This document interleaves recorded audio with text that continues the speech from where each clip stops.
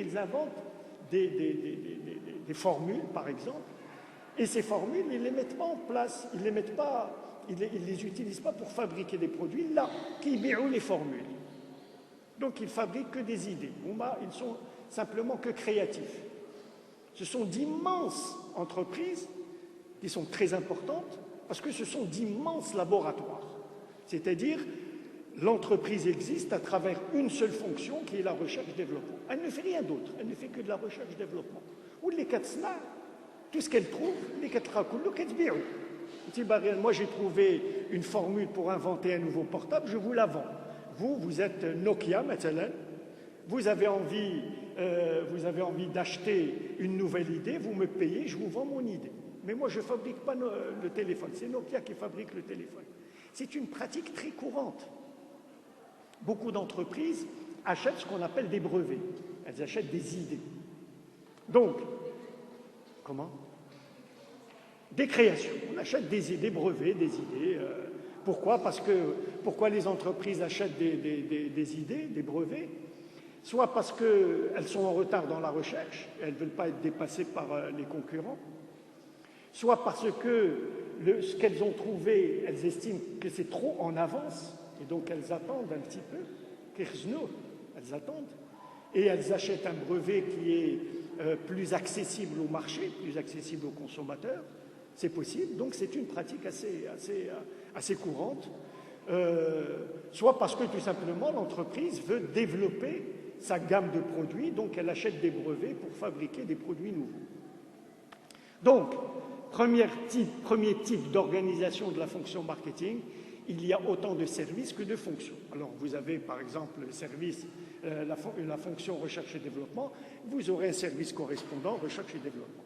Vous pouvez avoir... il y a une fonction publicité dans l'entreprise, et on va créer un service publicité, c'est-à-dire un service qui va gérer la publicité. Vous avez une fonction commerciale, l'administration des ventes, et on va créer un service d'administration des ventes, service commercial. Donc, premier type d'organisation de la fonction marketing, il y a autant de services que de fonctions. C'est-à-dire, pour chaque fonction de l'entreprise, on crée un service correspondant. Alors, c'est une organisation qui est très simple et qui facilite la coordination au sein de l'entreprise. C'est une organisation qui est traditionnelle, elle a été très pratiquée.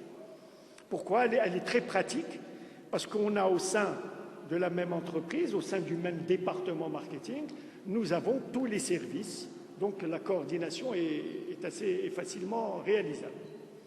Deuxième type d'organisation de la fonction marketing, l'organisation orientée vers les produits. Ça veut dire quoi? Ça veut dire que la fonction marketing est organisée en fonction des produits. Il y a deux types d'organisation marketing orientée vers les produits. Il y a la première qu'on appelle l'organisation consolidée et la deuxième qu'on appelle l'organisation divisionnaire. Qu'est-ce que c'est que l'organisation consolidée? C'est une organisation selon laquelle la gestion des produits est réalisée par un seul service. Ça veut dire qu'au sein d'une entreprise qui fabrique plusieurs produits ou alors plusieurs gammes de produits, je vous parlerai plus en détail de ce que signifie une gamme de produits. Mais tout de suite, juste pour comprendre, une gamme de produits, c'est un ensemble de produits qui présentent des similitudes. Par exemple, les chaussures pour hommes constituent une gamme de produits. Les chaussures pour enfants constituent une gamme de produits.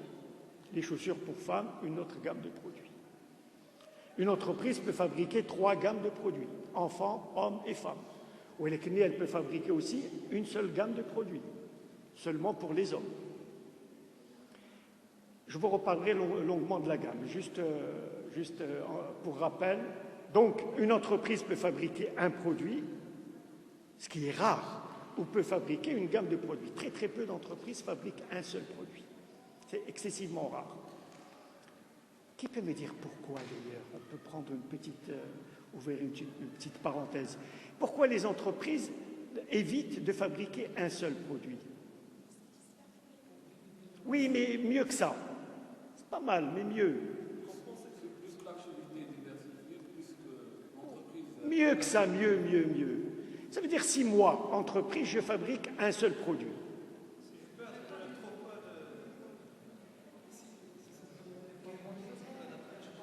Oui, nous si moi je suis une entreprise, je fabrique un seul produit, quel est le risque que je cours?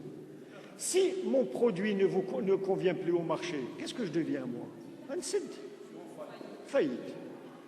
Donc, oui, mathématique. Le point mort, attention, juste votre camarade parle de point mort. Vous savez ce que c'est que le point mort? Vous avez fait ça en comptabilité analytique, je suppose. Le point mort, c'est le point à partir duquel les coûts deviennent croissants. C'est-à-dire,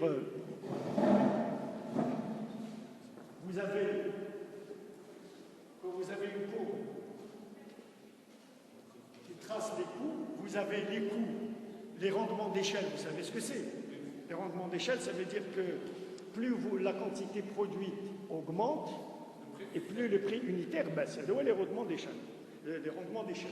Vous avez une deuxième situation, c'est que les coûts, quand le point mort peut être considéré à ce niveau-là, et à un moment, les coûts commencent à augmenter.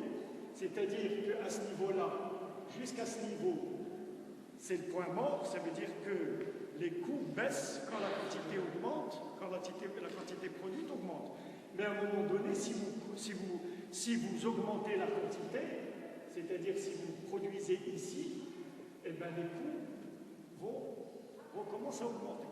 Ça veut dire que le point mort traduit le moment à partir duquel il y a une inversion du rapport entre le coût et la quantité. On était en train de parler de quoi? Donc on parlait des gammes de produits. Alors je vous parlais donc l'organisation orientée vers les produits. On distingue en marketing deux types principaux d'organisation. L'organisation, je vous le disais, consolidée, l'organisation divisionnaire. L'organisation consolidée, on revient à ce qu'on disait tout à l'heure, c'est que l'entreprise va affecter un seul service pour la gestion de l'ensemble de ses produits. Alors, on parlait de l'entreprise qui fabrique un ou une gamme de produits. Et je vous disais qu'il est exceptionnel que l'entreprise fabrique un seul produit. Ça n'existe pas. Pour la raison que je vous ai dite, c'est le risque. Donc, une entreprise fabrique nécessairement plusieurs produits.